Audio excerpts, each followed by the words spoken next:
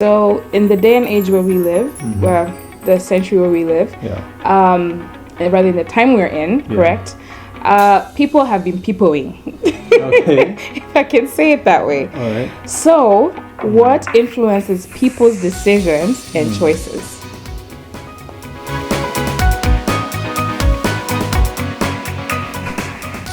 Hello, everyone. Welcome to Actualize Talks.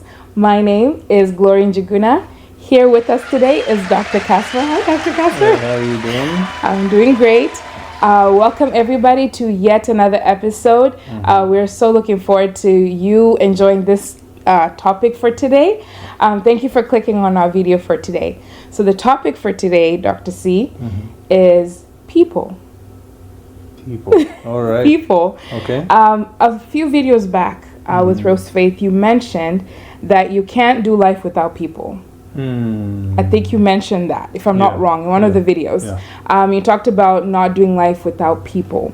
So we'll be asked. So can you give us a little recap on what you meant by that before I ask you the rest of the questions?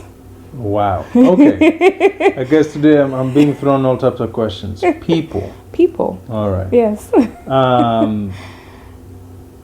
One of the things sometimes one of the errors of life is gaining rapid success sometimes. And within the success, you see yourself as being self-made. Okay.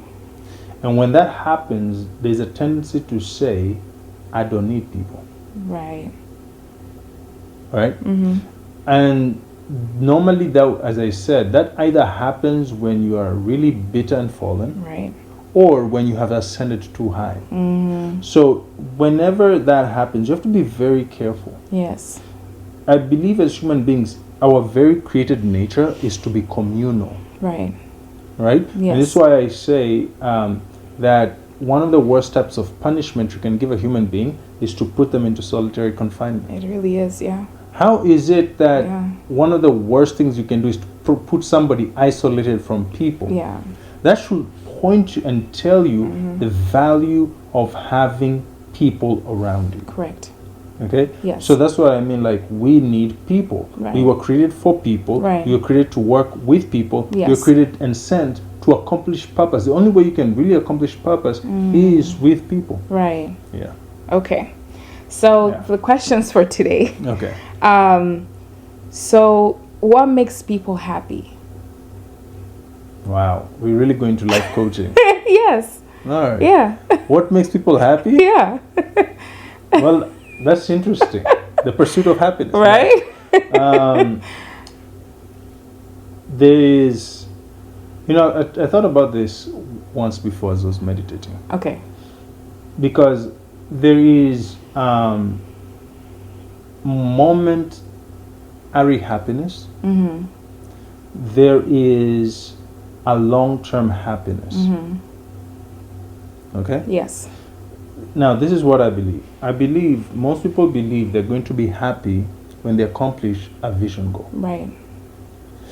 If I become a millionaire, I'll be happy. If I end up owning this shop, I'll be happy. If I can just get this degree, I'll be happy. If I can just get this husband, I'll be happy. Right. If I just get this kid. We all assume happiness is created by vision goal accomplishments. Right. What vision goal accomplishments do, they give us temporary happiness. Right. But I'll differentiate just for the sake of what you call ontology, right? I'll just differentiate between happiness and joy. Right. So we'll call joy the continuous happiness. Yes. And we'll call happiness short-term happiness. Okay. Just for the sake of discussion. Okay. So in this case, anything you do outside outside a purpose greater than yourself will give you temporary happiness. Yes. Anything you do that has long-term differences beyond yourself gives you life joy. Okay. So you find out somebody who made $1 billion, but they're trying to say, I'm trying to find my purpose. So they start becoming philanthropists. Correct. Why are they becoming philanthropists? How can you work so hard all of your life, sweated, broken, and then turn around and give money and things away to people who did not work as hard as you? Wow. Why are you doing that? It's because you're trying to apply purpose. Then it gives you the happiness. There you go. Yeah. So happiness is not found in accomplishing goals. Right. Happiness is found in community. Correct. If you want long-term happiness, that means if you want to live your life in joy, yes, you need to build genuine, authentic community. Okay. Which is harder because this is why so many people are unhappy and depressed in a day-to-day, because there's we have a breakdown of community in society across the world. Right. And so this is why it's so hard for people to find this elusive happiness. Because they get the big house, the cars, everything they think that will make them happy and they'll be fulfilled in life, and then they turn around and they have no community. Right. They have no family. This is why some people are empty in religious houses.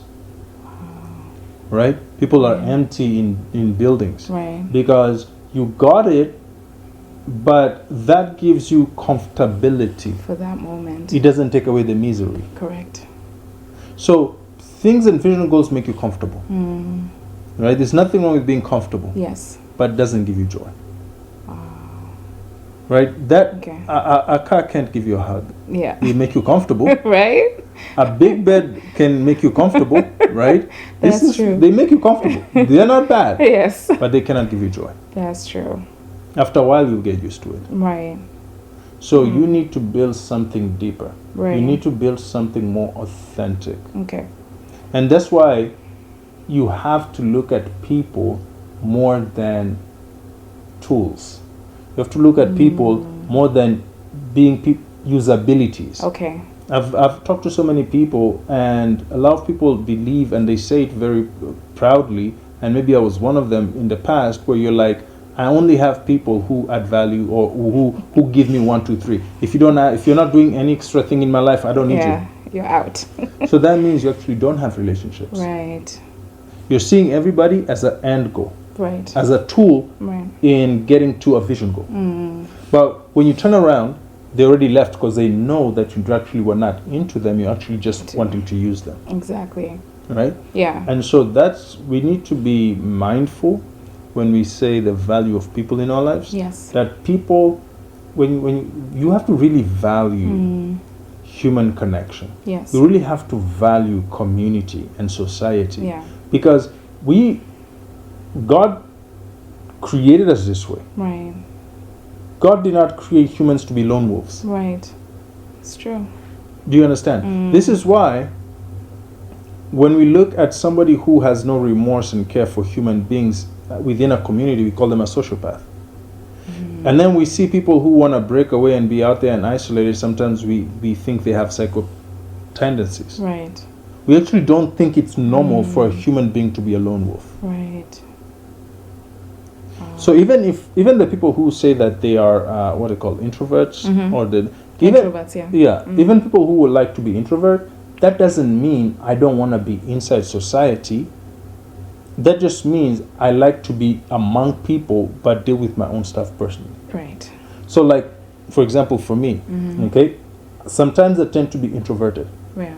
So I can stay sick. I can be by myself for 5-6 hours working on a project, right? Yes, that's true. But guess what? I want to do it at a coffee shop. Yes. Because I like to be. I want to do my own stuff by myself. But that community gives me energy. Being around people gives me energy. Yes. Right. So there's that sense, right? Right. So isolation is a devil's workshop, to be quite honest. That's true. Right. That's true. So I don't know if I've gone all over the place, but you're good. Yeah. That's why I believe in people. Right. That's why I see the value of people. Correct. And that's why I value humans beyond what they do for me. Makes sense. Yeah. Okay. So in the day and age where we live, where the century where we live, and rather in the time we're in, correct? People have been peopling. Okay. If I can say it that way. All right. So What influences people's decisions and choices? Okay, I'm gonna need some clarification. Okay. People have been peopling. Correct. And what influences their decision? So what do you mean by Correct. peopling people? Okay, so it's a saying nowadays. Okay, so whenever you it's need like to update me with these new generational. Zs. Yeah, I'm not. Excuse us who are not Gen Y or Gen Z. oh boy. Okay, so keep me updated. Yeah, it's a small trend, where when people are talking about whenever you see like 1 2, let's say 1 + 1 is 2, right? Yeah. And then when somebody is doing something and it's like 1 + 1 is 7, and you're like, make that math make sense. Like make it makes that math is mathing. Like make it make sense, right? Okay. So that's what the question. What reason why I said people are peopling? What influences them to make certain choices concerning people? No, what influences people's decisions and choices to come up to making the decisions that's making them peopling, if I can say it that way. I don't know if okay, I'll try. I don't know. Okay, let me make it simpler. Okay. With the society where we live in now, with the chaos that's happening in the world, with just everything being upside down right now, what is it that, rather, what is the root as to why people are making certain decisions and choosing certain choices? Okay, and that's the simpler way. Okay. I'm gonna try to pull in the necessity of people and pull it within the context of the behavioral or just the behaviors of people today. The world has shifted, and as the world has shifted, there's goods and bad. I always say maximize the good, mitigate the bad. One of the best things that have happened to people is technology. I love technology. One of the best things that have happened to people is the recognition of each individual person's worth and character. Right? So there is a place where people say, oh, individuality. Yeah, there is a place of individuality that is positive because we can glean all the greatness out of you by recognize individuals and pushing individuals to be the best. Right? It helps us also judge people correctly because I'm gonna judge you based on the context of your character. And the summation of who you are as a person rather than the context of a community or ethnicity you come from. Right? To remove racism, ethnicism, xenophobia, and the rest of it. Right. So there is positivity there. However, there's also a negativity on how these current generations have been raised. Because they've been raised in extreme individuality. In the West, it began as early as the end of the 70s, 80s. So Gen Xers and older millennials who are the current parents. And it transversed and became more across the world in the 90s with younger millennials into Gen Ys and Zs. These are the people who I would argue are the individualistic, me, myself, and I. To the more extreme end. So that means, therefore, there's a breakdown of family structures, breakdown of community structures and social structures. So now you have a whole new generation and group of people who, when they make decisions, many times it's about what's in my best interest, not what's in our best interest. Therefore, people are going to be less sacrificial, right? Even if you look at militaries now, militaries around the world have a hard time recruiting, right? They don't have enough manpower because nobody's willing to sacrifice, right? That's not the ethos of today. So in one way, it has caused a little bit of selfishness, self-focus, compounded with technology. So now people have become isolated. And I really believe when human beings isolate, they begin to have they start to have weird social behaviors. So you see an increase of interesting social behaviors because of the level of isolation. People don't know how to really to talk to each other. people are coming with all types of weird things. Yes. Right? All right. Yes. Excuse my phone. I like to stay disciplined and pick my time as I go. But anyway. Yes. So I think that's what I would talk about.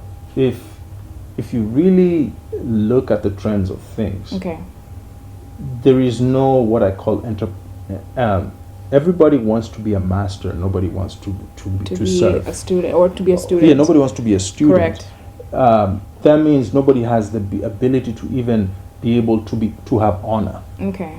So certain virtues have disappeared. Honoring your elders. Right.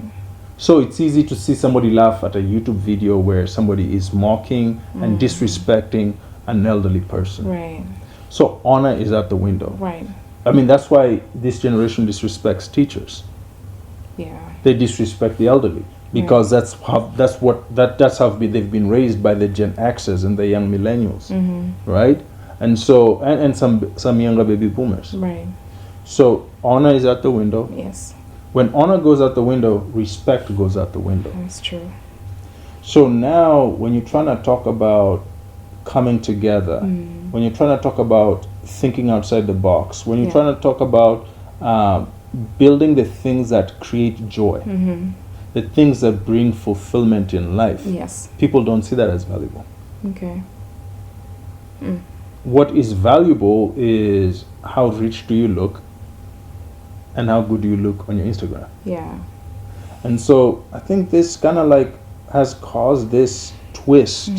As I said, there's a lot of positives in technology. There's a lot of positives in the fact that younger people are able to break through with new technologies, new ideas. Yes. It's really positive. But at the end, also, there is going to be a lot of monumental societal breakdown. Okay. Okay. Right? And when the family shifts and breaks down, the very thing that has helped human society grow and be structured and be strong is loosened. Yes. With all these new ideas. Yes. And all of a sudden, you see teenagers shooting each other. Wow. Running around crazy robbing shops. Right. So the society is just enjoying the symptoms of what they've created in the world of we are not going to look at what we have lost. We're only going to look at individual. Don't tell nobody what to do, when to do it, how to do it. Okay. Okay. So like the influences is pretty much what's out there in the society. Yes. For them to kind of like portray or rather to look up to. Like the examples like before them or the examples that went before them are not, is what influences them to make the decisions that they're and choices that they're making today. Exactly. Pretty much, yeah. I had a conversation with somebody on this today. Yeah. I told them, as much as I want to, I don't totally blame young people for their behavior. Right. Yes, they are responsible to a certain degree, but a cow only produces a calf. True. And a pig produces a piglet. Yes. You cannot blame the cow for the piglet. Many times it's because it was raised by a pig, right? Exactly. So we cannot be so mad on a generation. Right. We gotta ask who raised them. Correct. Interesting. Okay. I know that went way over, but that's okay. Yeah. Because I'm gonna kind of try to bring it back to the topic of people. Yeah. Okay. Same topic. It's how, or rather, why do people dream? Why, I know it's like we're going kind of like back and forth, but why is it that people actually dream? You know, that's a profound question. It's a profound question. Okay. Because it answers a mystery that I believe is within the nature of man. Okay. Within the nature of man, we in the political science, political philosophy, we say the laws of nature. Okay. And God's nature. Okay. In other words, you replicate where you're from. Okay? So if I say you have been created by God, yes, and endowed certain things, that means God is a creator who dreams things to be. Okay? Yes. In the same way, it is within your nature as a human being to want to be a dreamer, because only through the dream can you find your purpose. And only through your purpose can you find fulfillment. And only through that fulfillment can you have the joy. Yeah. Hey, take that 5. Okay. You see that? Yes. So this is why you dream. Yes. This is why you have dreams and visions. Right. Is because your nature. This is what I normally reference when I meditate. I believe nothing that has personhood doesn't have a dream. Right.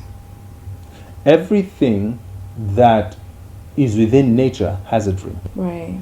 We may not think of it the way we think of humans, right? But everything in nature has a dream. Yeah. Okay. Even if its mind does not have the capacity to completely comprehend everything. Yeah. A cow will have a dream to have a calf. Right. A tree will have a dream to have a seed. Everything has an order, and within its order, there's an order of its purpose. Yeah. And if it doesn't fulfill its purpose, it is a cursed thing. Yes. And a cursed thing will be frustrated because it is not have you ever asked yourself, like, this question asked somebody, why do people want to have kids? Why have dream to have kids? You already know what you have to go through. Right. So why do you want to have your own? Yeah. It's because it's in your nature to dream a created purpose within you to create life. Correct. So everything within nature has personhood, and everything within nature in its personhood wants to create according to its dream, which is its purpose. The fulfillment of purpose is the fulfillment of the dream. Wow. Ooh. Listen, guys. I think if we go further than that, we're going to spend a whole hour here. Right. But thank you for elaborating on that. Thank you for teaching on root causes as to why decisions are being made, choices are being, people are making these different choices. What brings in not just the happiness but the joy in people. Why do we actually dream of these certain things that we dream about, write about, fantasize about, so thank you, Dr. C, for bringing this topic up, and rather for answering all the questions. Well, you brought the questions. I tried to do my best. Really appreciate you so much. And with that, guys, we're going to wrap it up. All right.